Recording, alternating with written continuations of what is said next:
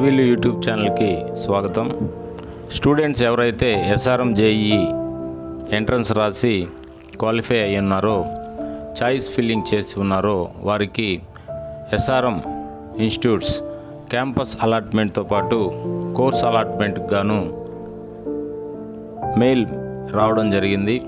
ఎవరైతే ఈ మెయిల్ అంది ఉన్నారో వారు ఈరోజు అంటే 7/5/2024 ఉదయం 10:30 నుంచి 13/5/2024 11:59 లోపు కౌన్సిలింగ్లో భాగంగా కౌన్సిలింగ్ ఫీజుతో పాటు కొంత ట్యూషన్ ఫీజుని అంటే స్కాలర్షిప్ పోను వచ్చినటువంటి అమౌంట్ని పే చేస్తూ ప్రొవిజనల్ అలాట్మెంట్ లెటర్ని పొందాలి. అలాగే మిగిలిన ఫీజు మొత్తాన్ని 27/5/2024 మధ్యాహ్నం 11:59 లోపు పే చేసి అడ్మిషన్ తీసుకోవాల్సిందిగా కౌన్సిలింగ్లో భాగంగా తెలియజేయడం జరిగింది. లాస్ట్ వీడియోలో ఎస్ఆర్ఎం స్కాలర్షిప్స్ గురించి మీకు ఎక్స్ప్లెయిన్ చేయలేదు. ఒక స్టూడెంటు సార్ స్కాలర్షిప్ అనేది మొదటి సంవత్సరానికే వర్తిస్తుందా అనే డౌట్ని కామెంట్ రూపంలో అడగడం జరిగింది. స్కాలర్షిప్ అనేది మొదటి సంవత్సరం జేఈఈ ఎంట్రన్స్ ద్వారా వచ్చిన ర్యాంక్ని ఆధారంగా వారికి ఇవ్వడం జరుగుతుంది. ఎవరైతే స్కాలర్షిప్ పొందారో రాబోతున్నటువంటి ప్రొసీడింగ్ అకాడమిక్ ఇయర్స్లో కొన్ని రూల్స్ అండ్ రెగ్యులేషన్స్ ప్రకారం వాళ్ళకి స్కాలర్షిప్ రెన్యువల్ చేయడం జరుగుతూ ఉంటుంది. అవి ముఖ్యంగా మినిమం 9% CGPAని అతను ప్రొసీడింగ్ ఇయర్స్లో ఎటువంటి అవుట్స్టాండింగ్ అరియర్స్ లేకుండా కలిగి ఉండాలి. అలాగే స్టూడెంట్ ఖచ్చితంగా 75% అటెండెన్స్ని కలిగి ఉన్నట్లయితే అతనికి ప్రతి సంవత్సరము జూలై 1వ తేదీ స్టూడెంట్ పోర్టల్ ద్వారా స్కాలర్షిప్ అప్లై చేసుకునే సౌలభ్యం మేనేజ్మెంట్ కల్పించింది. అన్ని అర్హతలు ఉన్నట్లయితే జూలై 10 పరిశీలించి అతనికి స్కాలర్షిప్ ఇవ్వడంతో పాటు ఎవరైతే స్కాలర్షిప్ పొందారో వారి లిస్ట్ని నోటీస్ బోర్డులో ఇవ్వడం జరుగుతూ ఉంటుంది.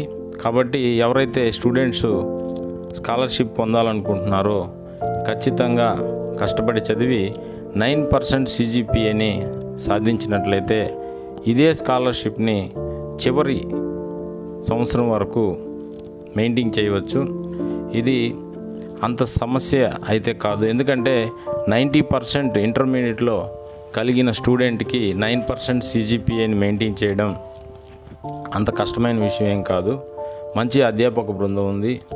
వారి అనుగుణంగా విద్యార్థి మెలిగినట్లయితే ఖచ్చితంగా 9.5 CGPA వరకు మెయింటైన్ చేసే అవకాశం ఉంది. కాబట్టి ఎవరైతే ఫస్ట్ ఫేజ్లో స్టూడెంట్స్ ఎస్ఆర్ఎం జేఈఈలో పార్టిసిపేట్ చేయలేదో ఇప్పుడు జూన్ 15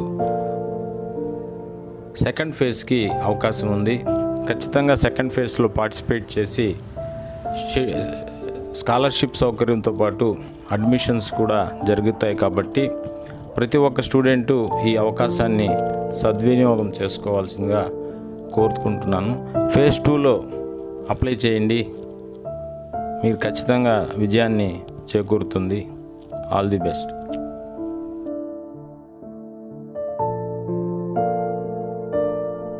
రూల్స్ అండ్ రెగ్యులేషన్స్ అనేది కేవలం ఎస్ఆర్ఎం యూనివర్సిటీలోనే కాకుండా అన్ని యూనివర్సిటీలో వర్తించింది.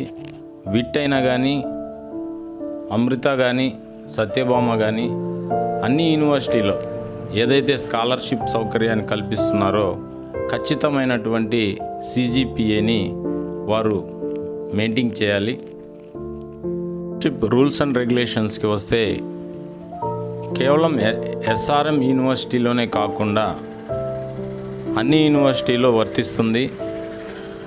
ఏదైతే స్కాలర్షిప్ సౌకర్యాన్ని ప్రొవైడ్ చేస్తున్న యూనివర్సిటీసు ఖచ్చితంగా స్కాలర్షిప్ రూల్స్ అండ్ రెగ్యులేషన్స్ CGPAని స్టూడెంట్ మెయింటైన్ చేసినట్లయితేనే వారికి స్కాలర్షిప్ సౌకర్యం అందిస్తుంది. కాబట్టి ఎవరైతే స్కాలర్షిప్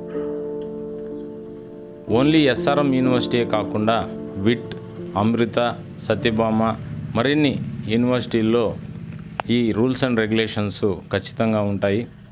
వాటిని అనుగుణంగా స్టూడెంట్స్ మెలిగి స్కాలర్షిప్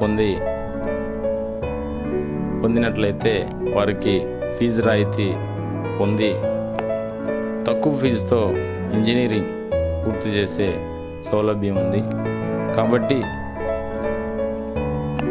ప్రతి ఒక్కరూ 9% CGPAని మెయింటైన్ చేస్తారని కోరుకుంటున్నాను.